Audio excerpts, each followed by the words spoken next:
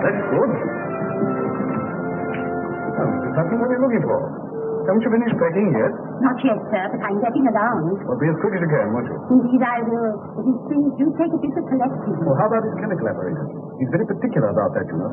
He'll have packed that himself by now.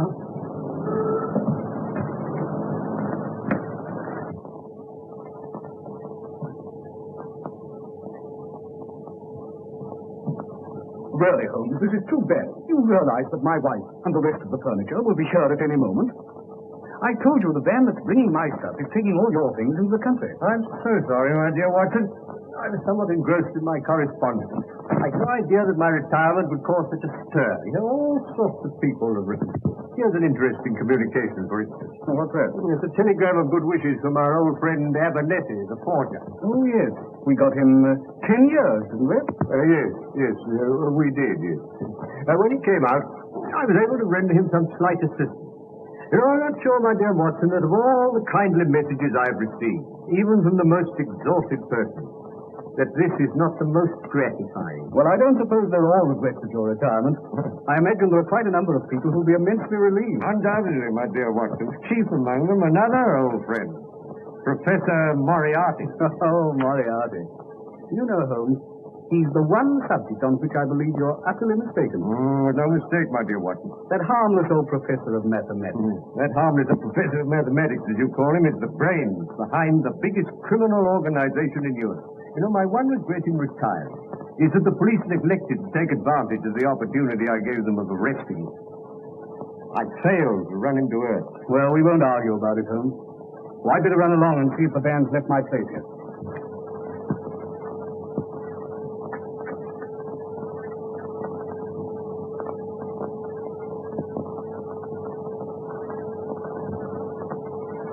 Excuse me, Mr. Holmes. There's a gentleman outside. Wants to see you very particular. Oh? What's the gentleman like? He's an old gentleman and very tall. Ask him to come up. Yes, sir. Another well-wisher.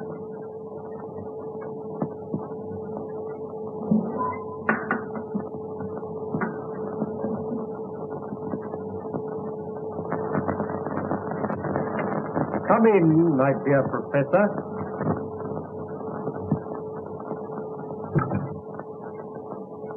May I point out, Mr. Holmes, that it is a very dangerous habit to finger a loaded revolver in the pocket of one's dressing gown? Just a slight precaution, Professor. As a matter of fact, I half expected a visit from you to satisfy yourself personally that I really was going.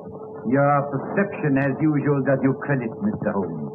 I must confess that, personally speaking, I cannot regret your intention to retire. I can well believe you, Professor. I also feel that from your own point of view, it is a very wise course. In fact, it is the only course possible. I'm afraid I don't quite follow. Do you not, Mr. Holmes? Allow me to refresh your memory.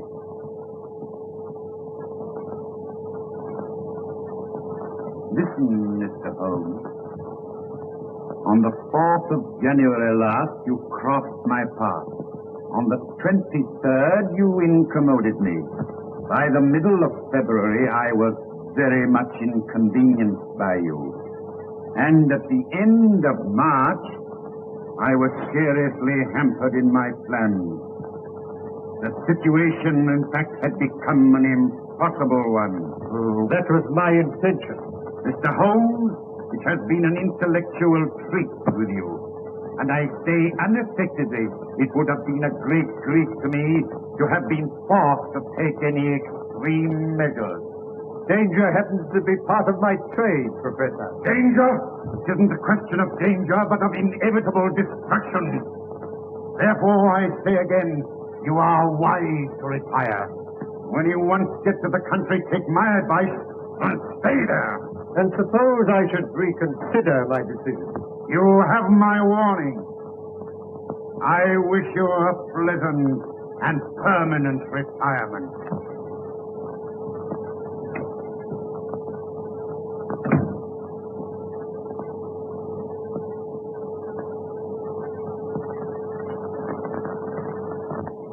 Now see here. Colonel Moran. How much longer have I got to wait? Where is this Mr. Moriarty? He's received your message, and he'll see you as soon as it's convenient to him. Waiting here for 3/4 of an hour. Who the devil does he think he is?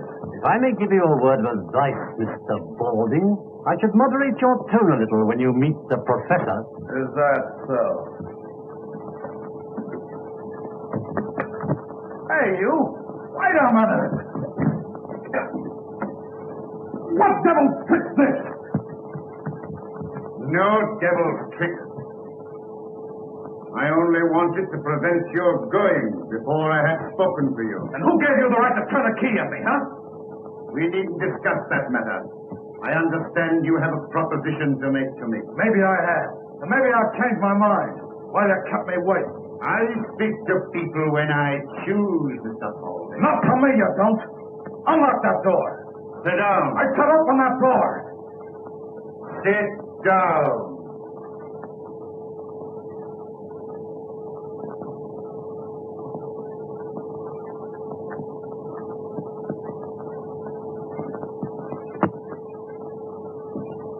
You're merely wasting time. You traveled here on a false passport, and the American police would be interested to know your whereabouts. So you will do as you're told. Okay, Mr. Moriarty. I understand you represent an American society which is anxious to remove one of its ex-members, who is now living in this country under an assumed name. That is so. And you wish the aid of my organization. What do you propose to pay? $50,000. Reasonable. Now you will tell me all you know about this man, how you traced him to England, when he arrived here, and in what part of the country he was last heard of. Colonel Moran speaking. Yes, he's interviewing the professor now. Yes, we're quite satisfied with his credentials. It's simply a question of whether the professor decides to take up the case or not. I will take up the case, Mr. Balding, on one condition. Yes? That you place yourself entirely in my hands. Carry out my instructions implicitly and obey my slightest order without question. Very well. Good. You will now return to your hotel. You will make no move whatever until you hear from me. When's that likely to be? It may be a week. It may be a month. Rest assured you will hear from me. When I am ready, your orders will be delivered by hand. You understand? Yeah, I get you. Very well. You will now find the door open. Good day. Okay. I'm relying on you, Professor. Oh, by the way, don't forget...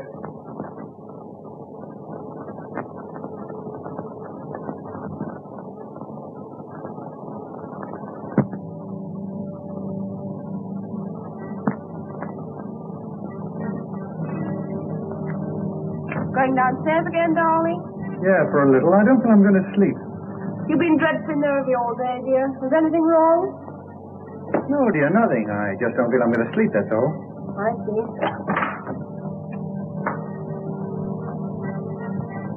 Hi, Jack. Anything wrong? No, I really have my glasses downstairs, that's all. Right. Go right, Jack.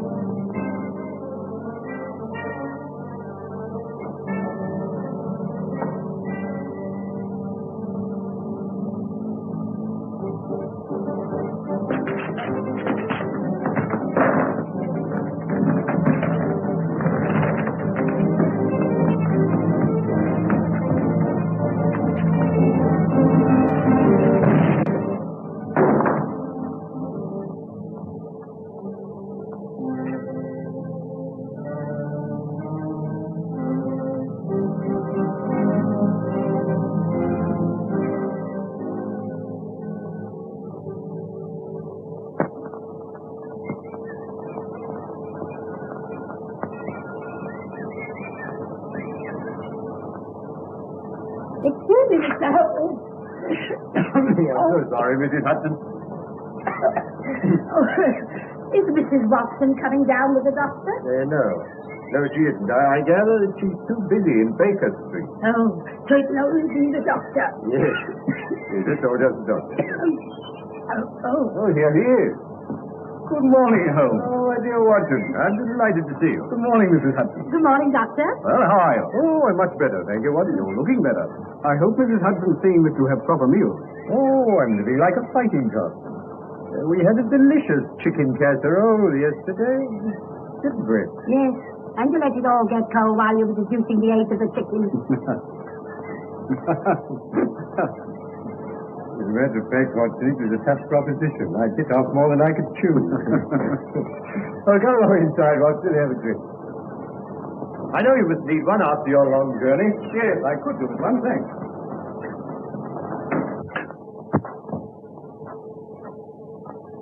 Oh, this is very nice, Holmes. You'll help yourself, Watson. Thanks. It's sulfuric acid. You're developing a curious sense of humor, Watson. So, how's all of that? Well, you settled in comfortably in Baker Street? As far as I can see, we are, but Mrs. Watson doesn't seem to think so. Oh. No, you've been moving things about a bit. Yes. You moved your shaving mirror over to the fireplace. Yes, that's right. My wife has a dressing table where we used to have. How did you know? My dear Watson, you're a man of precise habits and considerable regard for your personal appearance. Yes, I observed that whilst the right-hand side of your face is closely shaved, the further we get to the left, the more careless your shaving appears. Till we come to the angle of the jaw, where it is positively suddenly. See, I deduce, therefore, that you placed your shaving mirror where the light strikes on the right side of the face. The bed must obviously be across the end of the room, therefore the fireplace is the only place left which could produce that result. Amazing, Holmes. Elementary, my dear Watson. Elementary. Oh, by the way, I've got a letter for you. Oh, thanks very much. Well, this is interesting. No? This is a letter from Porlock. Well, who's Porlock? Well, it's rather difficult to say. It's a gentleman of many aliases. It wouldn't be of any importance except for the fact that he's one of Moriarty's creatures. Oh, I see, Moriarty. A link in the chain. It's a good way down the chain. Not a very good link.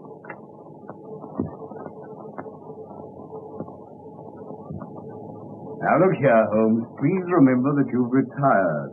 Twice he sent me advance information that has enabled me to prevent a crime. Whether it was his conscience that made him do it, or a £10 note sent to him by devious methods, I've never discovered. What do you make of that, Watson? I don't want to make anything of it. Put it in the waste paper basket as it was done. My dear Watson, I'm willing to put anything in the waste paper basket if I can do so with a clear conscience.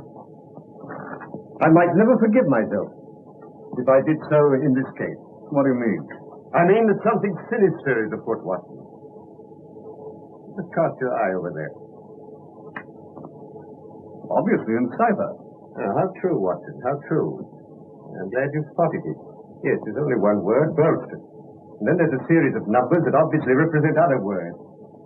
Probably taken from some book. Now, the point is, what book? Well, why doesn't the fool tell you? My dear Watson, send the key of the cipher in the same envelope as the cipher itself. Oh, no, my dear fellow, the key will probably follow. In another envelope. And meanwhile, it might be instructive if we try to decipher this ourselves. Now, the cipher message begins with the number 534. Mm-hmm. Well, that's probably page 534. So we've got a large book. The next line is C2. What do you make of that, Watson? Chapter 2, of course. Well, hardly that, Mr. Watson. What size book would it be if chapter 2 were on page 534? Well, column length. Brilliant, Watson, brilliant. Really, you're scintillating this morning. Now, we've got a large book, printed in double columns. Any other suggestions? The Bible? My dear Watson, you excel yourself. As I remarked just now, Porlock is one of Moriarty's men, and I can hardly imagine any less likely book in his possession than the Bible. No, the Bible has too many editions. No, this must be a standardized book, and page 534 will be the same in all copies. Try again, Watson. How about Bradshaw? For the ABC. Well, that's a good idea, Watson, but if I may say so, it's not quite good enough. I know, Whittaker's Almanac. Now, come along, and let's see what page 534 has in store for us. Just write this down.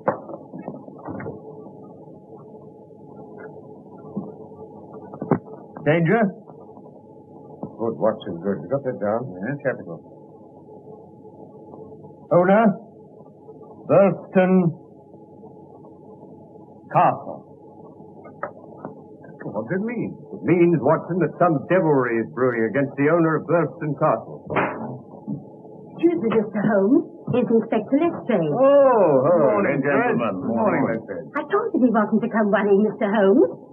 But he said he would let me if I didn't let him in. That's all right, Mrs. Hudson. That's all right. You understand, Inspector, that Mr. Holmes is retired. You're not going to drag him up to London. Oh, no, sir. I wasn't thinking of doing that. I called in to ask Mr. Holmes if he'd be good enough. Burlston? Well, what's this, Mr. Holmes?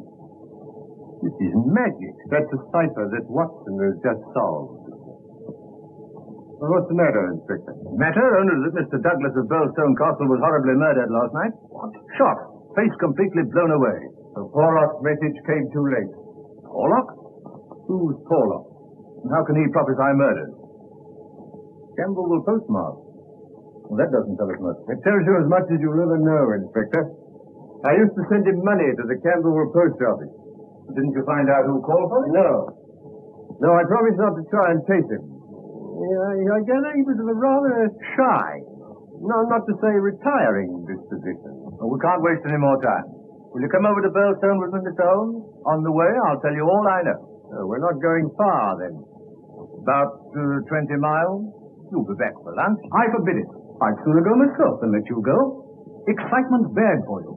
I appeal to you, Inspector. He really ought not to go. My dear Watson, I appreciate your thought of it. I wouldn't dream of going if I were not convinced that Moriarty is behind all this. Not your Professor Moriarty? Yes, Lestrade, Professor Moriarty. My dear Mr. Holmes, you're beginning to see his hand in everything. Porlock is one of Moriarty's men. Now, look here, Lestrade, I'll bet you my new beehive to your old bowler hat that you'll find that Moriarty is behind this Burlston affair. All right, I'll take you. Good. This mistake well back into the past, Watson. I suggest these are the remains of the old outer fortifications. Yes, obviously. Well, I suggest, Mr. Holmes, that we should do better to go inside and view the scene of the tragedy. My dear Lestrade, I always think it wise to get one's bearings before proceeding into deeper waters. My dear Watson, what kind of a tree is it that comes to maturity and blossoms in water? No. This water is a recent addition. Makes it much more difficult to get out of the window. Yes, Watson. Or to get in. Possibly Mr. Douglas anticipated this crime. Inspector Griffith. This is Mr. Sherlock Holmes. How do you do, sir? How do you do? Oh, this is my friend, Dr. Watson. How do you do? How do you do? Well, shall we get in? By all means, Inspector. This is what it was done with, Mr. Holmes. I found it lying just there. There was no signs of a struggle except the peculiar position of that chair. Now tell me, who else besides Mr. Douglas was in the house at the time of the tragedy? Mrs. Douglas and Mr. Cecil Barker, a friend of the family. Here you are, Mr. Holmes. Dear me, these are dreadful injuries. Must have been at point-blank range. Whoever did this didn't intend to miss. Well, one could hardly miss with a sawn-off shotgun. American, Pennsylvania Small Arms Company. You'll observe that the triggers are wired together. We got both barrels at once. And what do you make of this card, Mr. Holmes? VV341. It's found pinned to the body. Rough cardboard. It's not written in this room. See, this was done with a broad nib. These are fine. What does it mean, Holmes? You say the drawbridge is raised every evening? Yes, about sunset. And the tragedy occurred about 11:30. Yes. Obviously suicide. We thought that at first, sir. You've observed, of course, that someone has been hiding here. There are distinct marks of muddy boots.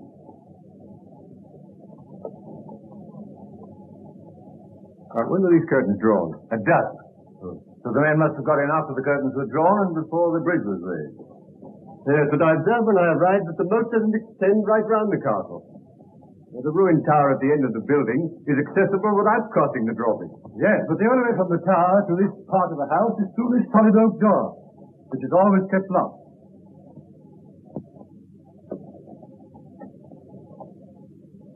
Is it?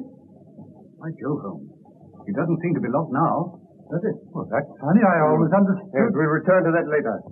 Meanwhile, I must ask you to make no reference whatever to it. Now I think we'll have another look at the bottle. Oh, and I should like to have a word with that Mr. Cecil Barker. Very good, sir.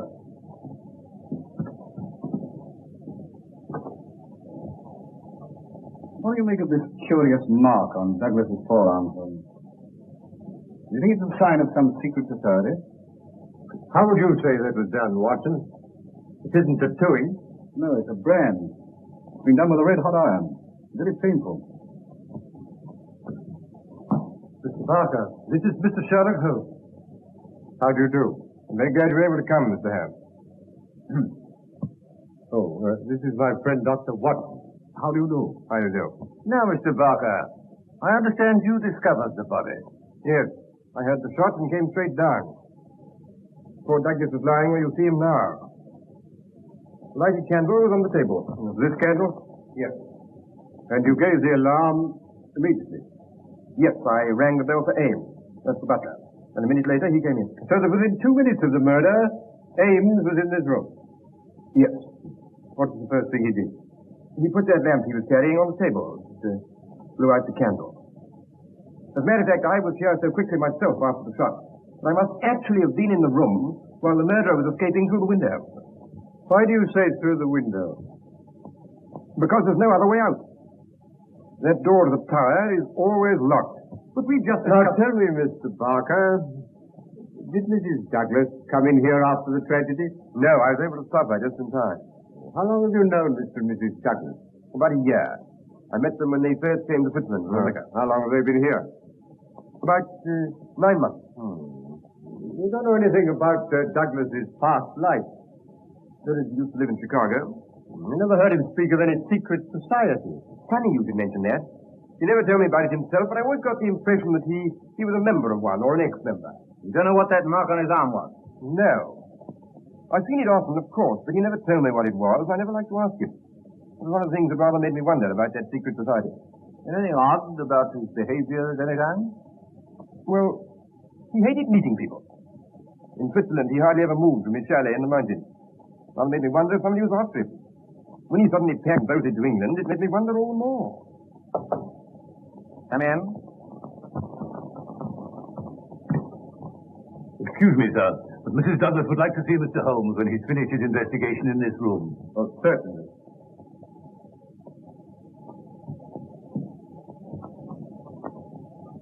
Mr. Barker, would you be good enough to tell Mrs. Douglas that I'll be with her in a minute? Oh, Ames? Yes, sir. As you're here, you may as well answer a few questions. Very good, sir. Regarding the tragedy, did you hear the report of the gun? No, sir. You know what these old houses are. Walls are a mile thick. Now, Ames. Yes, sir.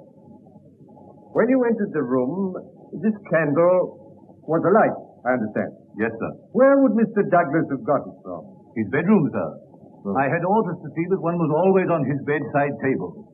And you put this one there yourself? Yes, sir. I remember he told me his old one had burned right down, so I put in a new one. Oh, it was a new one? Yes, sir. It hasn't been relit since the tragedy? No, sir. I'll vouch for that, sir. Ah.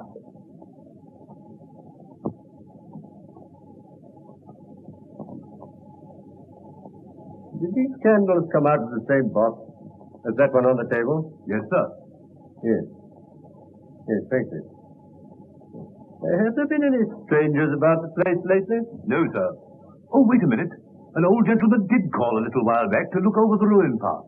But we often have people come to see that. It dates from the Norman Conquest. Quite.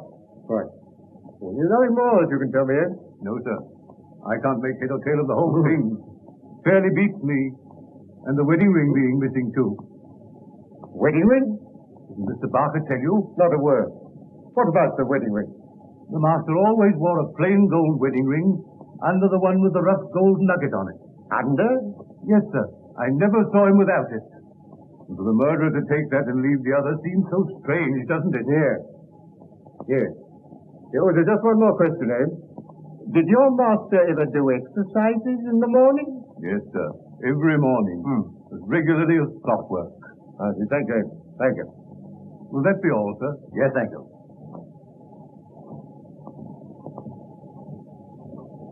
Well, Mr. Holmes, the most important point so far is that obviously this has something to do with the secret society. On the contrary, my dear Lestrade, I suggest that the most important point so far is that Mr. Douglas did exercises every morning. You can't be serious, Mr. Holmes. Mark you, I don't mind you asking all these questions about exercises and candles, but I can't see how they help to clear up what we're investigating. I've told Mrs. Douglas that Mr. Holmes will see her. Thank you. Now, I'd like to ask you one or two questions, if you don't mind. Yes, sir. Did you know Mrs. Douglas before her marriage? No. But you've seen a good deal of her since. What are you suggesting? You've seen a good deal of him. I'm not suggesting anything. I'm here to get facts. Did Mr. Douglas entirely approve of your friendship with his wife? I refuse to answer. I suppose you realize that your refusal indicates that you've something to hide? I've got nothing to hide. I can't help what it indicates to you. Now, look here, sir. It won't do any good to adopt that attitude. All right, I'm sorry. I know you're only doing your duty. As a matter of fact, I may as well tell you. Poor Douglas did have one fault, and that was jealousy. He liked my being here, but that Mrs. Douglas and I had too much to say to each other. Used to go off the deep end and say the wildest things. But I assure you that no man ever had a more faithful wife than Etty or a more loyal friend than I. No doubt. Still, the fact that his wedding ring is missing rather suggests that the marriage and the tragedy were in some way connected. I've no idea what it suggests. If you're insinuating there's anything between me and Mrs. Douglas, you're on the wrong track, that's all. I don't think I've anything more to say to you. Any more questions, Mr. Holmes? No, not at the moment. Let's say no. It immensely adds to the zest of an investigation when one is in conscious sympathy with the historical atmosphere of one's surroundings. May I commend this little book to your attention? History of Burleston? Huh. I've got something better to do than to read that sort of stuff. Well, that's pity, Lestrade.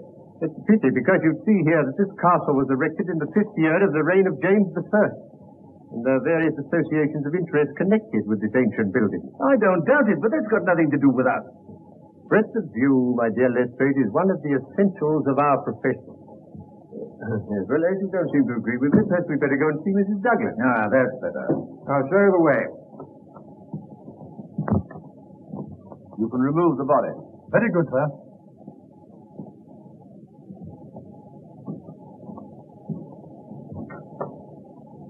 Etty.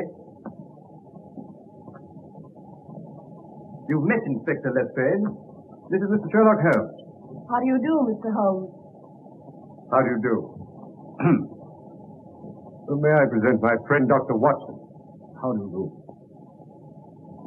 It was good of you to come, Mr. Holmes. Not at all. I hope I may be of service to you. Won't you make yourselves comfortable?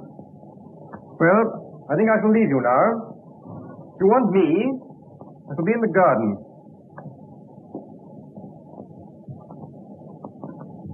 Now, Mrs. Douglas, I wonder if you can give us any help. I wish I could, but I didn't see the tragedy. So I understand, but you heard the shot. Now, how long after that were you stopped on the stairs by Mr. Barker? A couple of minutes. I just had to put on a wrap and some slippers. How long had your husband been downstairs before you heard the shot? 2 or 3 minutes. Not more than 5. Where were you married, Mrs. Douglas? In New York. In America? Have you ever suspected there was some danger threatening your husband, and that he knew it? Yes, I have. In fact, I'm sure of it. But he wouldn't talk about it. Not that there wasn't complete love and understanding between us, but, well, it's just that he didn't want me to be worried. You know nothing of his life in America that could have caused that threatening danger. Nothing at all. That mark on his arm, you know what that is? No? Another officer. Yes, I did once, but he refused to discuss it. I never asked again. You've no idea what it is. None whatsoever. Can you suggest anything? Mrs. Douglas, I suggest that you tell me the truth. Mr. Holmes! You know perfectly well what that mark is. You couldn't possibly have lived in America without knowing. That mark is the brand of the Scholars. Scholars? Yes, an American secret society which terrorized the coal districts of Vermissa, and which was broken up some years ago. Well, I'm bound to admit, Holmes, I've never heard of them. Now, I can well believe that, Watson, but I can't believe that Mrs. Douglas has never heard of the Scholars, because her husband was one. All right, Mr. Holmes. I'll tell you the truth. I think that will be the wisest course. I'll tell you the story of Vermissa Valley, the Valley of Fear. 2 years ago, I lived at Vermissa with my father. We used to take in boarders occasionally. And one evening, I went down to the depot to collect a package. And I met a young man who'd just come off the train. His name was Murdoch, and he was looking for lodging. The minute I set eyes on him, I knew he was the one man in the world for me. I told him about our place, and he said he'd call later. That evening, when I was clearing away supper, I heard a knock at the door.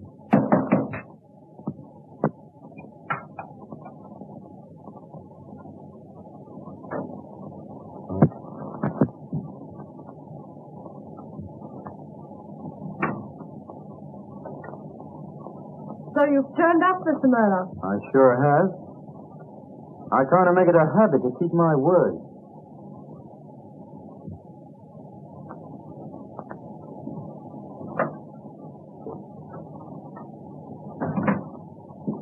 Who's that, Eddie? Someone to see you about a room, Dad. Eddie, so that's him, is it? Mine's Jack. This is Mr. Murdoch. He wants to board with us. Well, suit me fine. Well, take your things off. Thanks.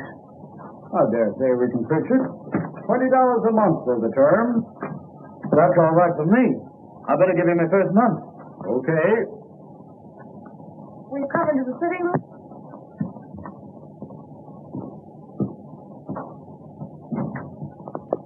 Well, this looks pretty good to me. Won't you sit down? You know, I don't think I'm going to feel homesick. Oh, we'll try to make you comfortable. Don't you worry, Eddie. This is going to be more like home than any place I've been in since I come to the States. Oh, you're not American then? No, as a matter of fact, I was born in England, but I've been here the best part of my life. Oh.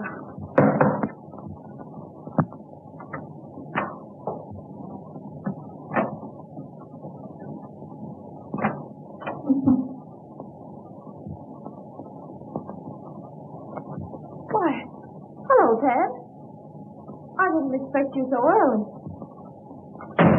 Yeah, so it seems.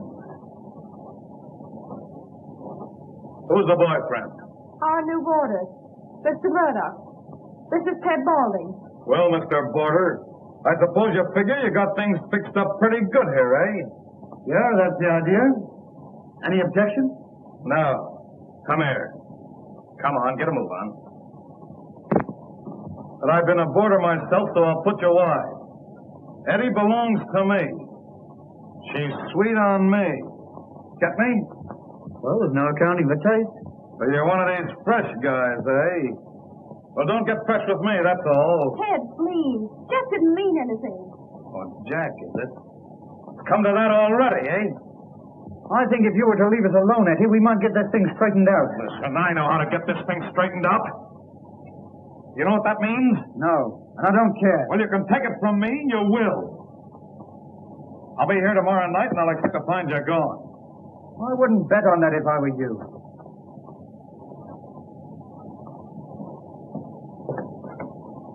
You'll be sorry you ever came here before I'm through with you. Why, you're not going, Ted?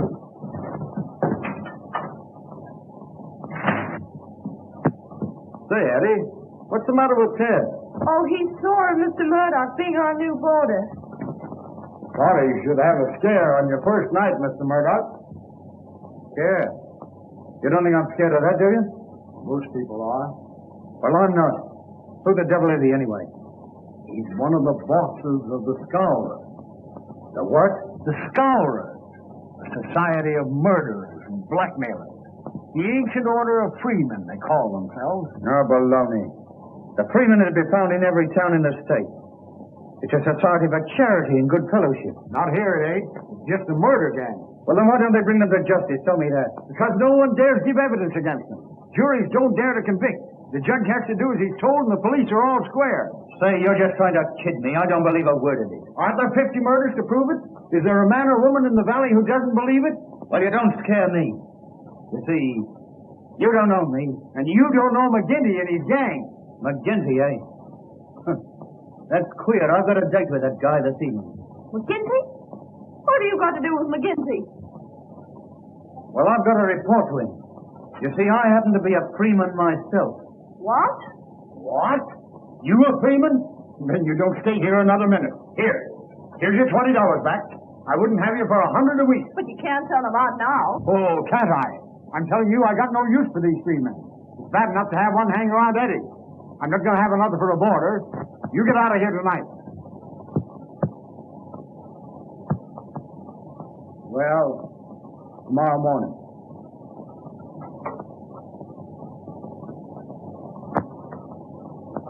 I'm sorry. That's all right. But don't make any mistake. I'll be seeing a lot of you. It's no good. With Ted Balding. Tell me, Eddie. You're not in love with Balding, are you? You're only afraid of him. If you'd have met me first, would I have had a chance? I wish you had been the first. That's all I wanted to know. Oh, Jack, I'll never believe anything bad of you. Not whatever happens. Well, I wouldn't be too sure of that, Eddie. Still, even a guy like me can be on the level with a woman. Well, I'll be getting down to McGinty.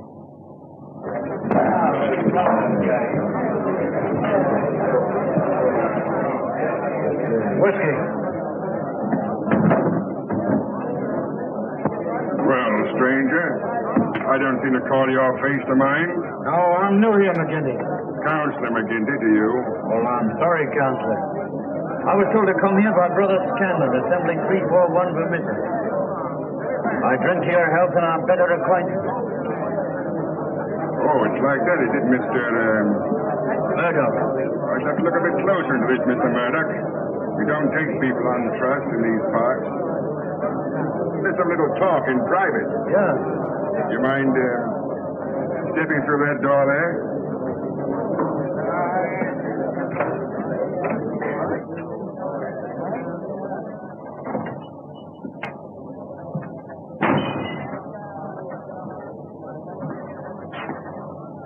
Look here, my joker. If I thought you were playing any games on us, it'd be short stripped for you. A strange sort of welcome for a brother. Where were you initiated? Assembly 29, Chicago. What are you doing here? Looking for work. Why'd you leave Chicago? I'll tell you that. Why not? Because the rules say that one member can't tell another a lie. Oh, you mean the truth's too bad to tell, eh? Put it that way if you want to. Now listen here, mister. You can't expect me as boss to let into this assembly an in for whose past I can't answer. Say, you wouldn't squeal if I showed you something, would you? Well, wipe my hand across your face and talk to me like that. I'm sorry, I didn't mean it that way. Oh. Here. Take a look at that. Oh. Your work? Sure. Why'd you shoot this guy, Pinto? Well, he threatened to squeal on me.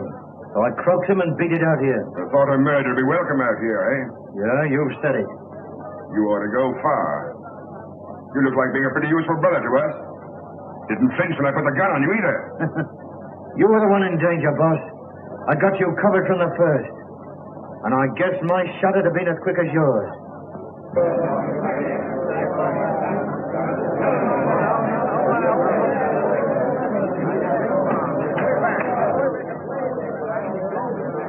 So you got here first, did you? I want to have a word with you about this man. Yeah, you say it right now while I'm here. I'll say it how and when I please. I'm content to leave it to you to judge between us, Counselor. Well, what is it? Well, a young lady. I think she's free to choose for herself. Is she? As between members of the Assembly, I should say she was. Well, that's your ruling, is it? Yes, it is. Were you thinking of disputing it? You'd back a newcomer against me, would you? Well, you're not boss for life, Jack McGinty. And let me tell you this. When it comes to the voting... You've been asking for it a long time, Baldy. Now you've got it. I've got nothing against you, boss. All right. Now, we can't have bad blood between brothers. Go along in the bar, and I'll buy about the drink.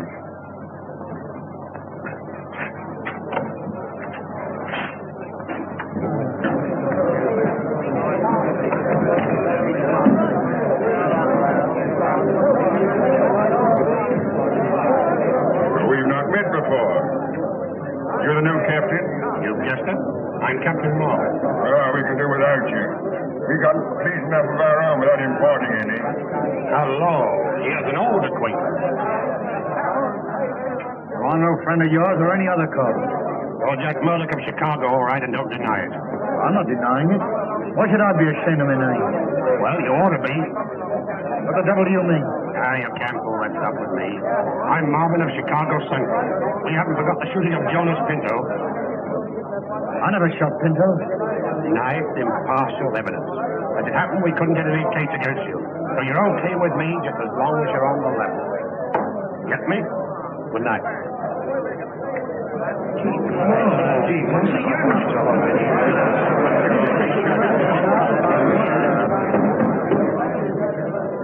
Well, boys, here's a new brother from Chicago. We'll just have drinks all around, and then we'll swear him well and truly into the Assembly. We got a special initiation here in Vermissa Valley, and you can't be one of us till you've been through it. That's okay with me.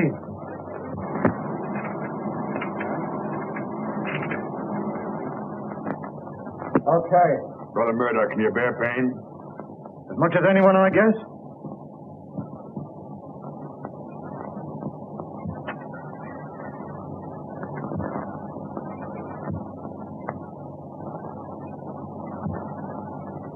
Well done, brother. Now, one last word. You'll obey my rulings at all times, and the penalty for breach of faith is inevitable death.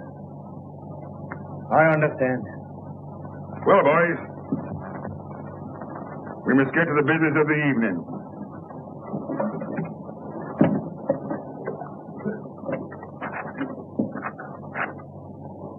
There's a man in this town who needs trimming. And it's up to you to see that he gets it. I'm speaking of James Stanger, editor of the Herald. You seen how he's been panning us again in his dirty rags? Yeah. Why don't we bump him off? That might cause more trouble than we need ask for. But I guess you can give him a pretty severe warning. Will you take care of that, Bowling? Sure thing. I'll take Van Schuster along with me.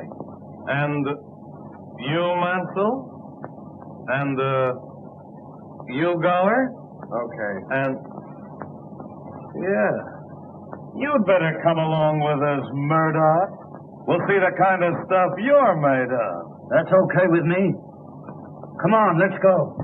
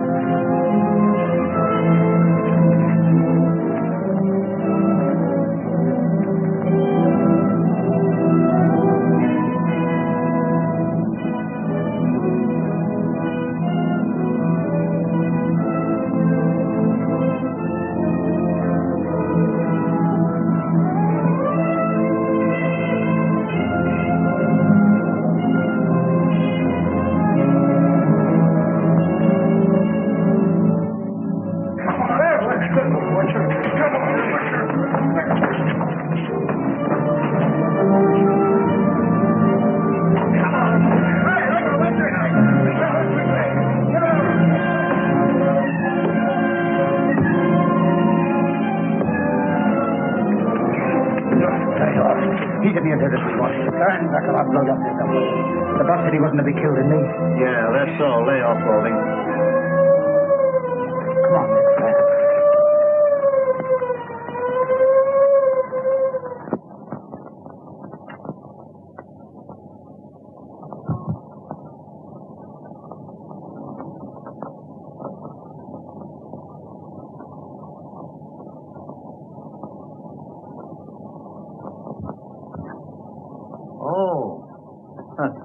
I'm sorry, Counselor. I'm not much of a visitor, Murdoch, but I thought I'd touch upon your case. I'm honored. But how'd you know I was here? I only came this morning. It should be enough for you that I do know. It may be enough for most men, but not for me. So you're a queer guy. Scanlon told me, if you must know. Lives here too, so he says. Yeah. Have a drink. Sure.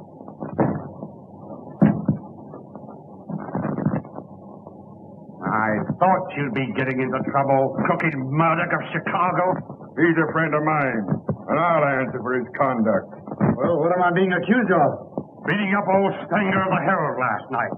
Not your fault, it isn't a murder charge. Say, I can bring a dozen men to prove he was playing poker with me.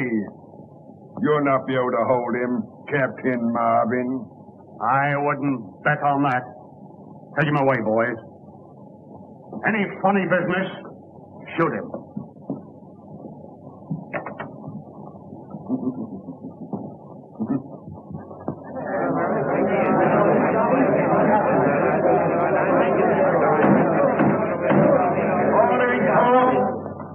Do you find the prisoner, John Murdoch, guilty or not guilty? Not guilty.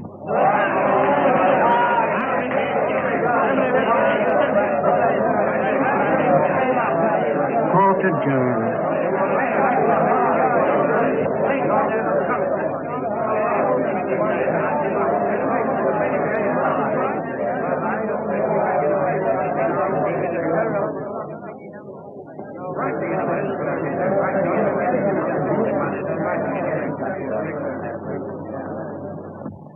You see? I told you needn't worry.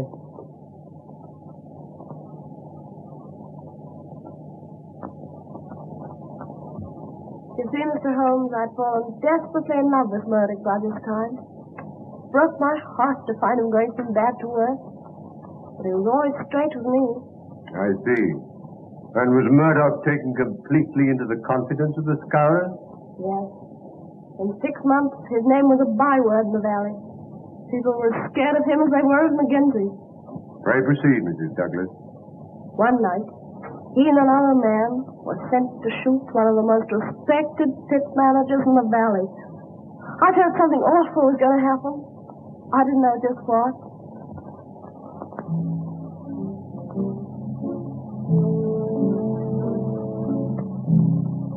Tell the boys to scram. Okay, boy. Now then, Balding.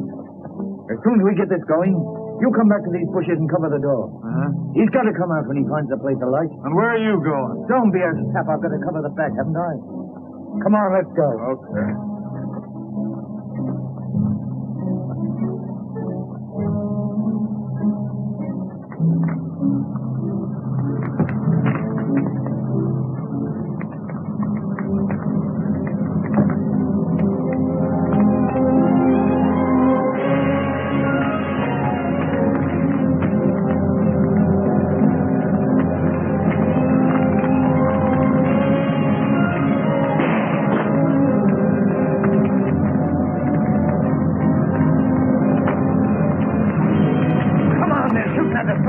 I know they got me.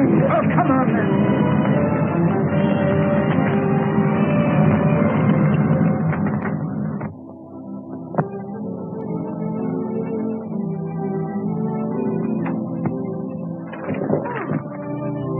I'm sorry, Eddie. I didn't hear you come in. What's the matter, Jack? Why are you so scared of me? I'm not scared, honey. I was just thinking of other things, that's all. Oh, no, it's more than that. Let me see the letter you were writing. A letter? Yeah, the one you're trying to hide from me. No, I can't do that. It's secret. It's the business of the society. You know, When you come in, I thought you might have been a detective. Oh, Jack, can't you give it up? That's what I've come to ask you. I heard about last night. Help me get away from this terrible place, this valley of fear. No, I can't do that right now. They'd never let me get away knowing as much about them as I do. Still, maybe in 6 months' time I could find a way. 6 months? Is that a promise? Perhaps 8 months. Anyway, within the year. Oh, darling. You see, I felt happier after his promise. Did he keep his promise? Did you leave in 6 months? It wasn't a matter of months, Mr. Holmes, but hours. That same afternoon, I was just going upstairs when I heard someone come to the door.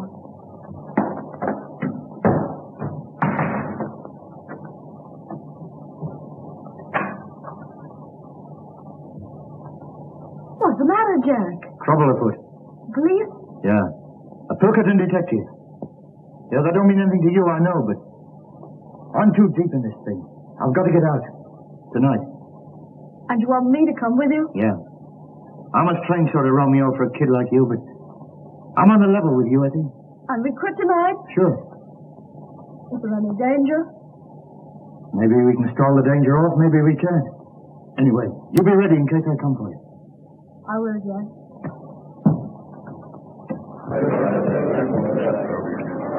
Boss, I've got some bad news. What sort of bad news? Well, I can't tell you in public, but let me collect a few of the boys and go into your room and discuss it. Okay, carry on. Pauline, Cormac, you go. Garth. Mansell, come into the boss's room, will you? Yeah, and you too, Willoughby. Okay.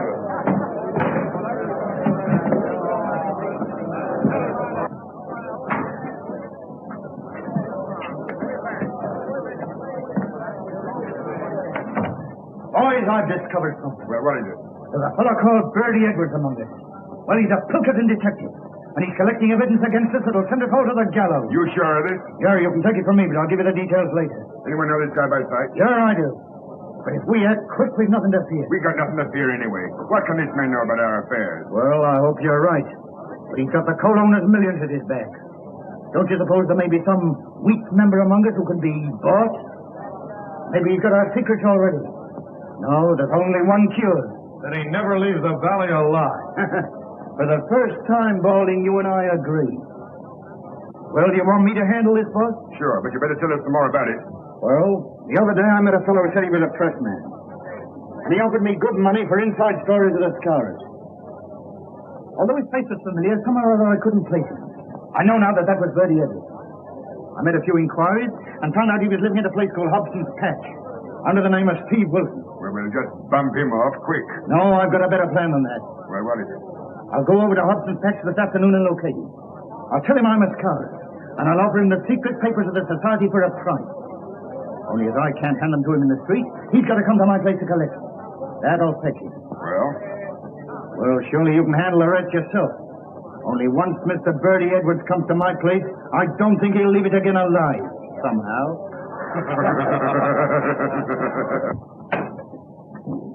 Oh. Well, he's coming. Good.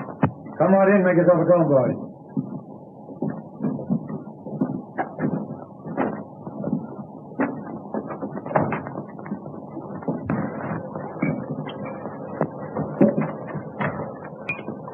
You think he knows much? Well, he's been here 6 weeks. He may have passed on quite a bit. But we'll make him tell us all about it. We'll have the truth out of Mr. Birdie Edwards if he has to cut his heart out to get it. Did he seem to send a trap? No, I got him on the weak point. Told him I'd show him all the papers of the scars. Well, if we handle it right, they'll never be able to prove a killing. Nobody will see him come up to the house after dark. And I'll lay odds nobody will ever see him leave. Now, here's the plan. You boys all stay here, see? Birdie Edwards will be pretty heavily armed, so we got to take him by surprise. He's going to knock 3 times. I'll go out, open the door, let him come in. I'll leave him in the outer hall, while I come in here and get some papers or something and give you the tip. I'll go back, and while he's reading the papers, I'll get the gun off him. Then I'll give a shout, and the sooner you come in, the better. You're the one to handle him. Not one word of warning does he get till Murdoch has his hand on his throat. Okay, man.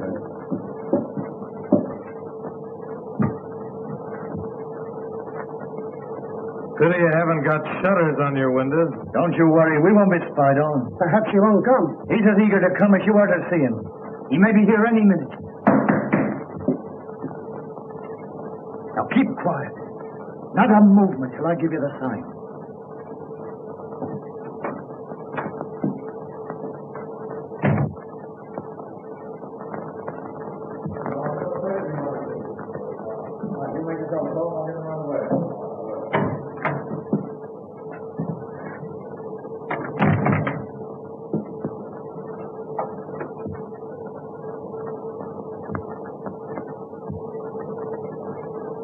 Well, is he here?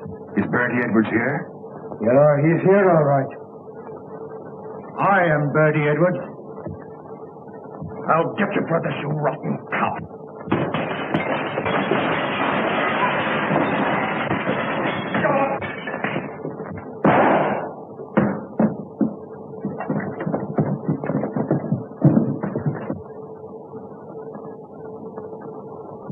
There are 40 armed men around this place, so you can figure out what chance you've got. You dirty, stinking double-crosser. There's something I'd like to say to you fellas before we part. Next time we meet, you'll all be in the dark.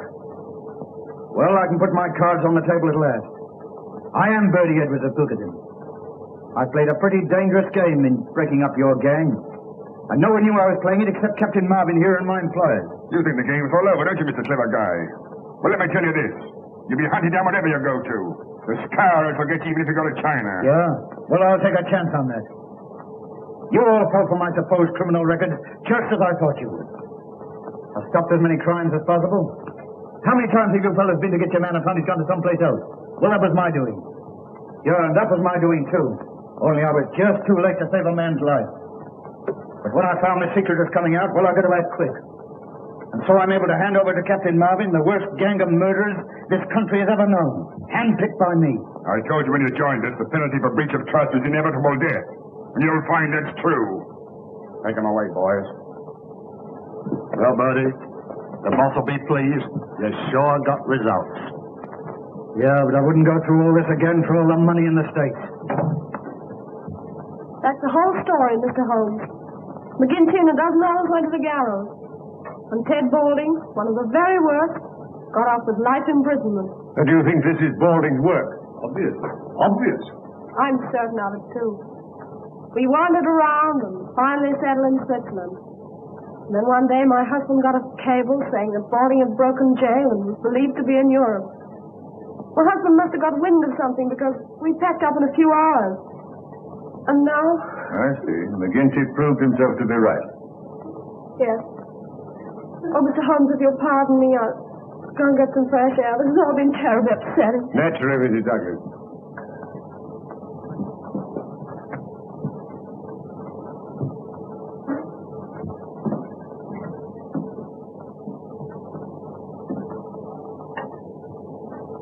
Well, that's all as clear as crystal, Mr. Holmes. All we've got to do is to find Balding, and that shouldn't be difficult. They may even have got him by now. Well, I'm going to slip over to the station for a few minutes. I suppose you won't be leaving just yet a while. No. With your permission, no, not yet. That's all right.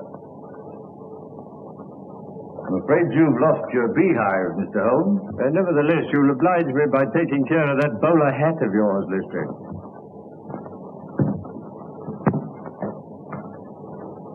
Well, it didn't take us long to solve that. But I'm sorry for Mrs. Douglas. A strikingly pretty woman, don't you think? No, you see, I didn't notice. Really, Holmes, there's something positively inhuman about you at times. My dear Watson, I never allow my judgment to be biased by personal qualities. I can assure you that the most winning woman I ever knew was hanged for poisoning 3 little children for their insurance money. Oh, I see.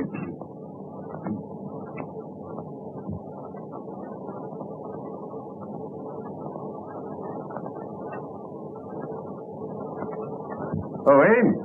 Yes, sir. Is there anything I can do for you? You said your master used to do exercise.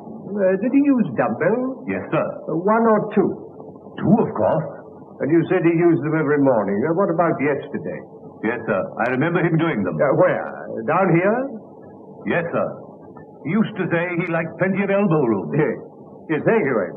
Thank you. Will there be anything more, sir? No, nothing more.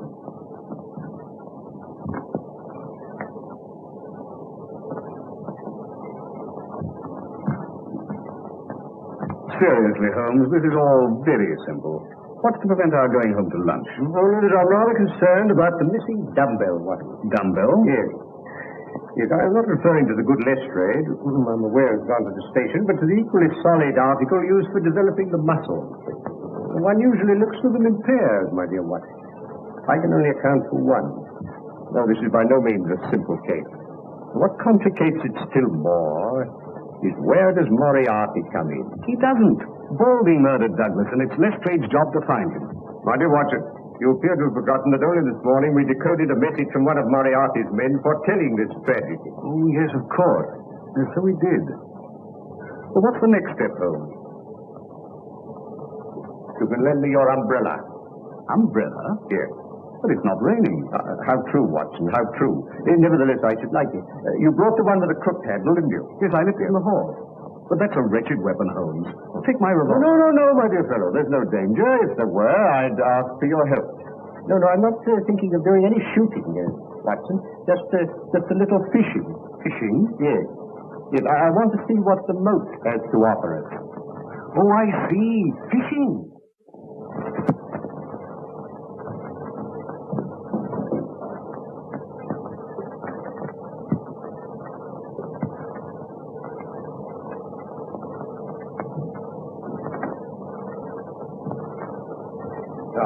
Thank you, Watson. Thank you. Oh, by the way, where did Mrs. Douglas go when she left us? To the bottom of the garden. I saw her from the window. She was heading straight for the pergola. As I thought, Watson. She's probably talking things over with Barker. Now, look here, Watson. I want to be sure they don't come back to the house for a few minutes. Will you, like a good fellow, keep an eye on them and let me know if they make any sign of moving? Yes, certainly. I wanted to offer her a word of sympathy.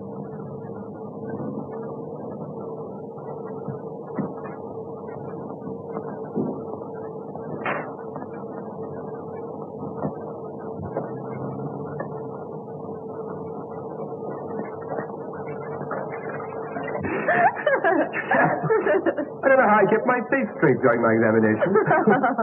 Well, bitten off more than you can chew this time. You should have seen me as a broken-hearted widow. Do pardon me, Mr. Holmes. I think I'll take some fresh air. This has been so terribly upsetting. Oh. Look out. Dr. Watson, would you mind coming and speaking to Mrs. Douglas? I was about to offer my condolences to Mrs. Douglas, but they appear to be superfluous. As a matter of fact, she wants to ask you something. Yes. I feel the gravity of the situation calls for some explanation.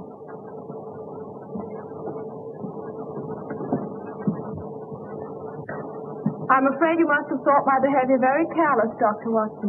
Your behavior is not my business, Mrs. Douglas. But I must admit, I find it a little difficult to reconcile with the circumstances. What did you want to ask me? If I was to tell Mr. Holmes something in confidence, would he tell the police? I can't answer that. In other words, is Mr. Holmes working with the police or on his own? That I can't answer. Well, could he get rid of the police? Tell them he was satisfied and send them away? Certainly not. Mr. Holmes is an independent investigator, but I feel certain that he would withhold nothing from the officials that might help to bring the criminals to justice. If you require any further information, I refer you to Mr. Holmes.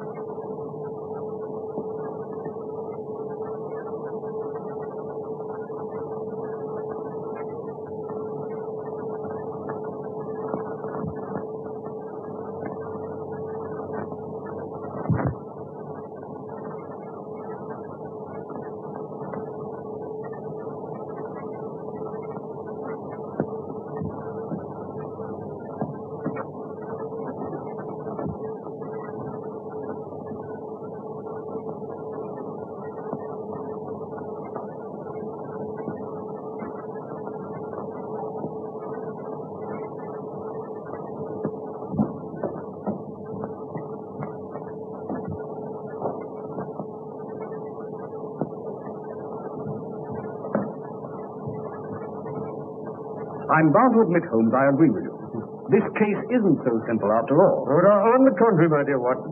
To me, it becomes clearer every minute. But don't worry. I think I can put you on the right track. I should indeed be grateful. Now, the murderers... Oh, there's more than one. My dear Holmes, if you'll stop interrupting me, I'll explain my theory. Yes, Watson. I'm so sorry. I apologize. Please don't mention it. So you have a theory? Well, it's more of a certainty than a theory. I would. I'm all attention. From the first, Barker's account of the tragedy didn't satisfy me. No. I noticed that. I came to the conclusion he was telling lies. Half-truths, Watson. Much more dangerous. He admitted that Douglas was jealous, and I suggest he had good cause to be. The guilty lovers wanted to get rid of the husband, so they killed him and used the story of the scourge to put everybody off the scent. I see everybody except the astute Dr. Watson. Well, it hadn't occurred to you, had it? No. I'm bound to say that isn't my theory. Well, I'm going to prove it to you. When I went into the garden just now, the pathetic widow was consoling herself with Barker. They were laughing. Positively laughing. That confirms it, doesn't it? Yes, that confirms it. And what's more, she wanted to ask you something in confidence. No, Watson. No. I want none of their confidences. It's always awkward when it comes to an arrest. Then you agree with me. You think they're the murderers. Oh, dear Watson, there's an appalling directness about your questions at times. It's not so hard as you may think, Watson. You remember that I was puzzled about Douglas only using one dumbbell? Yes? Yes. I've found the missing one. Then everything's all right. And it's led to a discovery which has solved the whole problem. Solved? As we've been listening to a tissue of lies, Watson. The whole story of the tragedy as told by Barker is a lie. And as Mrs. Douglas supports it, she must be lying too. Now, Barker swears that when he entered the room, he found Douglas lying dead with this candle burning on the table. He also says that immediately, now mark this, Watson, immediately he rang for Ames, who entered the room carrying that lamp and at once blew out this candle, all within the space of 2 minutes. Ames corroborates this, but he also says that the candle which Douglas brought down from his bedroom, this candle, was a new one, out of the same packet as these. Now, what sort of a candle is it, Watson, that burns that amount in a few minutes? By Jove, Holmes, I believe you've got it. And moreover, if Barker's story were true, the assassin had less than a minute in which to remove 2 rings and replace one. Remember, the wedding ring was under the other one. Pin that card to the body, cross the room, and make good his escape. No, Watson, it's false every word of it. Oh, that's a kindly thought, Ames. Oh, Ames, can you remember what kind of shoes Mr. Barker was wearing when you found him in here after the tragedy? Yes, sir. Bedroom slippers. And the nice mess they were in. Could you conveniently lay your hands on one of those slippers? Yes, sir. Mr. Barker changed them in here for his shoes before he went for the police. Oh. Would you bring them over here, Ames? Yes.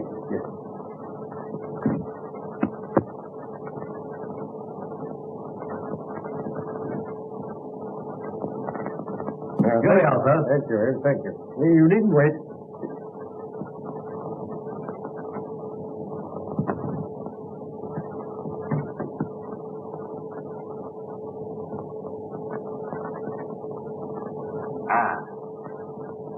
As I thought.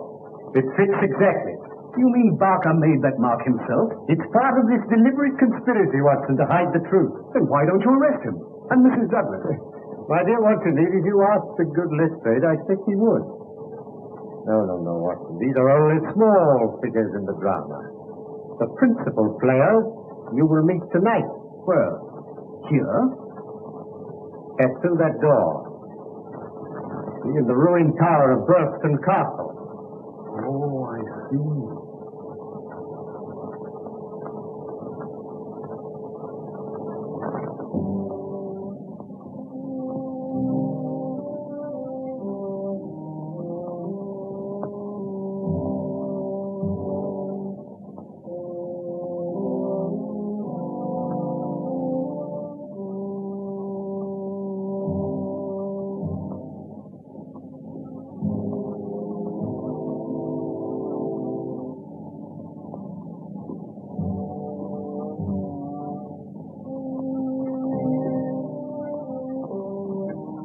What's the idea, Mr. Holmes?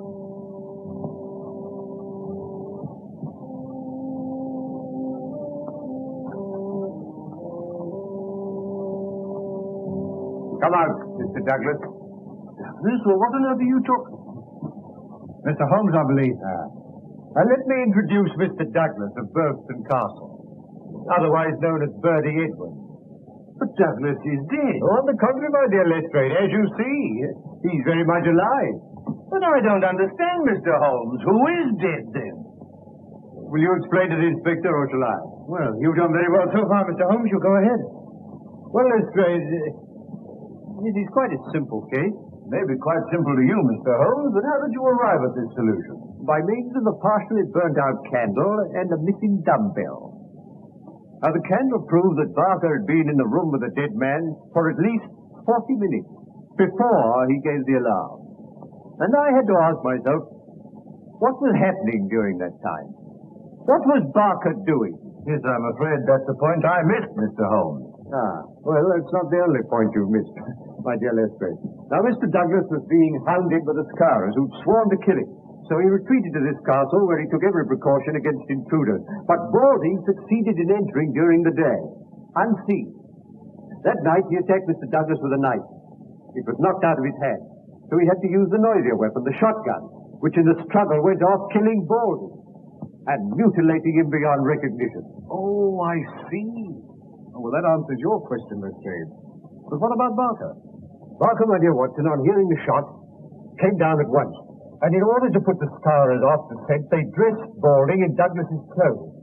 The Scarers mark on the arm completing the deception. Balding's own clothes, Barker weighted with a dumbbell and threw into the moat.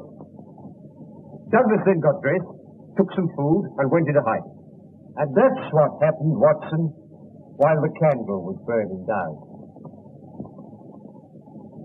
You see, Lestrade? Am I right, Mr. Douglas? I can certainly hand it to you, Mr. Holmes. Yes. Yes, you came across one little difficulty, however. When you placed that gold nugget ring on Balding's finger, you intended to place your wedding ring there also, eh?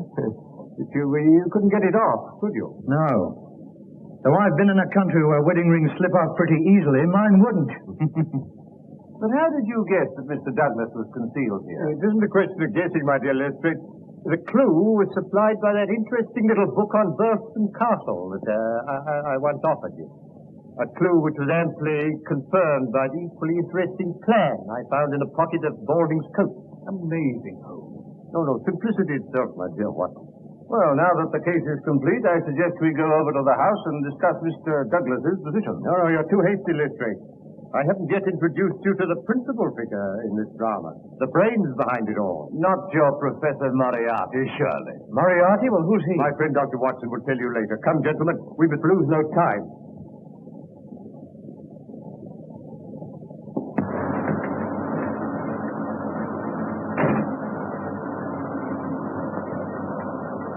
Keep her running, Moran. I'll bring Balding back in 5 minutes. Look here, Mr. Holmes, you can't expect me to believe in this Moriarty theory of yours. Moriarty's no theory, Lestrade, but a very great fact. Oh, well, we owe you a good deal. I suppose I must humor you. The catching of Moriarty will be the triumph of Sherlock Holmes. Quite apart from you losing your hat, Lestrade.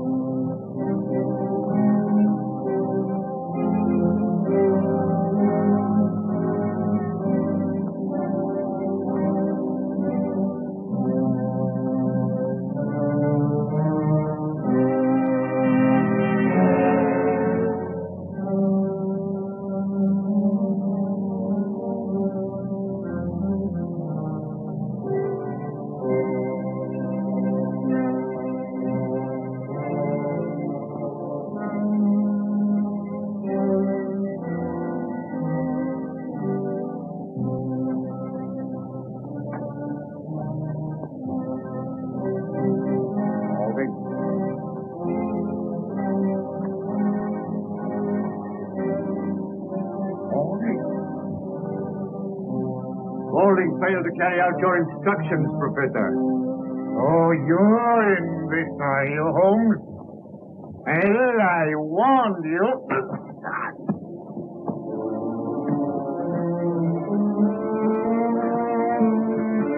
You're under arrest, Moriarty. On what charge? Attempted murder of Mr. Douglas here. Our paths have crossed for the last time, Moriarty. Put the handcuffs on him, Lestrade.